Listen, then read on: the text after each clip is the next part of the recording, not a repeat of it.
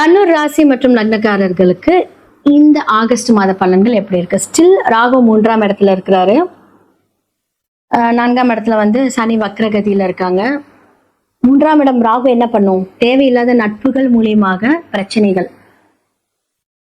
So 3ஆம் இடம் அப்படிங்கிறது மறைவு ஸ்தானம் தான். ஓகேவா? அப்போ வந்து தெரியாத ஒரு நட்பு வைக்கும்போது என்ன ஆகும் அப்படின்னா, இந்த டிசம்பர்ல என்ன பண்ணுவாரு? ராகு மாறுவாரு, அதெல்லாம் வெளிவந்துடும். ஜாக்கிரதையா இருங்க. ஸோ 4ஆம் இடத்துல அப்படின்னு சொல்லக்கூடிய வந்து பாத்தீங்கன்னா 2, 3 அப்படின்னு சொல்லக்கூடிய சனி பகவான் 4ஆம் இடத்துல வக்ரகதி ஆகிறாரு. அப்ப குடும்பம் சார்ந்த ஒரு முயற்சி எல்லாமே வந்து பாத்தீங்க அப்படின்னா இந்த காலகட்டத்துல கொஞ்சம் நிறைய எடுக்கக்கூடிய விஷயங்கள், தேடி போய் பண்ணக்கூடிய விஷயங்களா இருக்கும். 2. அடுத்தது வந்து பாத்தீங்க அப்படின்னா அந்த 4ஆம் இடத்துக்குரிய சனி பகவானை யார் பாக்குறாங்க அப்படின்னா உங்களுடைய லக்னாதிபதி எந்த இடத்துல இருந்து பார்க்கிறார்? 8ஆம் இடத்துல இருந்து அழகா பாக்குறாரு. ஃபர்ஸ்ட் ஆஃப் ஆல் வந்து லக்னாதிபதி 4க்குரியவரும் எங்க இருக்காரு அப்படின்னா 8ஆம் இடத்துல போய் உச்சமா இருக்காரு. இந்த காலகட்டத்தில் ஜாக்கிரதை. உங்களாலே வந்து பாத்தீங்கன்னா சில பிரச்சனைகள் அப்படிங்கிற விஷயம் வரும். ஆனா என்ன ஒரு விஷயம் அப்படின்னா கடன் அப்படின்னு சொல்ல விஷயங்கள்லாம் வந்து நான் சொன்ன ஆல்ரெடி 8 அப்படிங்கிறது தீரா கடன். உங்களாலே ஒரு கடனை வந்து அப்படியே பெருசா வாங்கி வச்சுட்டு உட்காந்துருப்பீங்க. அந்த பிளானிங் 1000 ரூபாய் செலவாகிற இடத்துல வந்து 15,000 ரூபாய்க்கு பிளானை போட்டு அந்த 15,000 ரூபாய்க்கு ஒரு 30,000 ரூபாய் கடன். நான் இங்க சொல்றது எக்ஸாம்பிள் தான். ஏன்னா இது தீரா கடன். அந்த இடத்துல யாரெல்லாம் போய் உட்காந்துட்டு இருக்காங்க? சூரியன் உட்காந்துருக்காரு, புதன் இருக்காரு. ஸோ இப்போ வந்து என்ன அப்படின்னா ஒரு நெருக்கடிகள் பேங்க் மூலியமா. அப்போ வந்து 5, 12 அப்படின்னு சொல்லக்கூடிய செவ்வாய் அழகா பாதகாதிபதி வீடான புதன் வீட்டுல போய் அழகா ஸ்ட்ராங்கா உட்காந்துருக்காரு. புதனும் அங்கதான் இருக்காரு. அழகா அவரும் மாறிடுவாரு கடகத்துக்கு. அது வந்து உங்களுக்கு 8ஆம் இடம். 7 பாதகாதிபதி 8 பிரச்சனை. இப்ப 7, 8 உங்களுக்கு தொடர்ந்து வருது இல்லையா?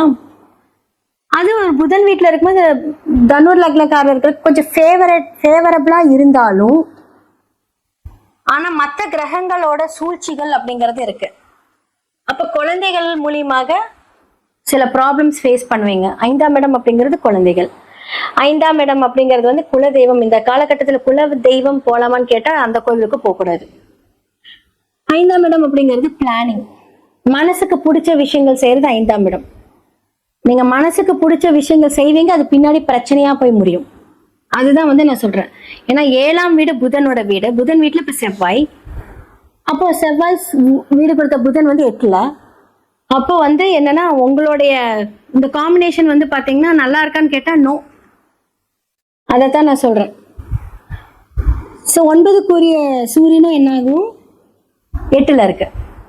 அப்போ 9ஆம் இடம் அப்படிங்கிறது தந்தையை குறிக்கும். இந்த மாதத்துல உங்களுடைய தந்தையோட ஹெல்த் எல்லாமே கொஞ்சம் கவனமா பாத்துக்கோங்க. அவர் வெளியே போயிட்டு வர்றாருன்னா கொஞ்சம் பார்த்து போயிட்டு வர சொல்லுங்க. தேவையில்லாம ஏதாவது அடிபடுறது, அவருக்கான செலவுகள் இதெல்லாமே இருக்கும். ஸோ குழந்தைகளுக்கு ஏதாவது ஒரு செலவுகள், அது வந்து சுப செலவுகளா இருந்தா நல்லது. ஆனா அந்த செலவு எங்க போயிருக்கு? 7ஆம் இடத்துல போய் உட்காந்துருக்கு, புதன் 8ல இருக்கு. தேவையில்லாத செலவுகள் குழந்தைகள் மூலியமாக. 12ஆம் இடம் அப்படின்னு சொல்லக்கூடிய விஷயங்கள் மூலியமாகவும் விரயங்கள் ஏற்படும். அப்போ எக்ஸ்ட்ரீமான ஒரு லோன் வாங்கி அதுக்காக வந்து வட்டி மேல வட்டி, வட்டி மேல ஒரு குட்டி, இதெல்லாம் நீங்க வாங்கி வாங்கி வாங்கி அப்படி ஒரு மாதிரி பெரிய பாறாங்கள் மேல உங்க தலையில வச்சு உட்காந்துருப்பீங்க. ஸோ பிசினஸ்ல வந்து பாத்தீங்கன்னா ஏதாவது ஒரு கட் ஆஃப் ஆயிருக்கும். ஏன்னா 7ஆம் இடத்துல செவ்வாய் அப்படிங்கும்போது என்ன அப்படின்னா பிசினஸ்ல வந்து பணம் வரும், பட் இருந்தாலும் வந்து இந்த செலவு ஓவரா இருக்கும்போது அதன் மூலியமாக ஒரு ஸ்ட்ரெஸ். அப்ப சில பேர் வந்து ரெகுலர்ல வந்து இந்த கந்து வட்டியெல்லாம் வாங்குவீங்க பாத்தீங்களா? அதெல்லாம் இந்த காலகட்டத்துல ஒரு செலவா போய் முடியும். இந்த காலகட்டத்துல திருமணம் வேண்டாம். இந்த மாதத்தில் லவ் பிரச்சனை அப்படிங்கிறது கொஞ்சம் ஓங்கி இருக்கும். சில பேருக்கு வந்து பிரேக்கப் ஆகக்கூடிய ஒரு நிலைமை இருக்கும். அன்வான்ட் ரிலேஷன்ஷிப்பை தேவையில்லாத வளர்த்துக்காதீங்க. இதுதான் மெயின் அலர்ட் உங்களுக்கு.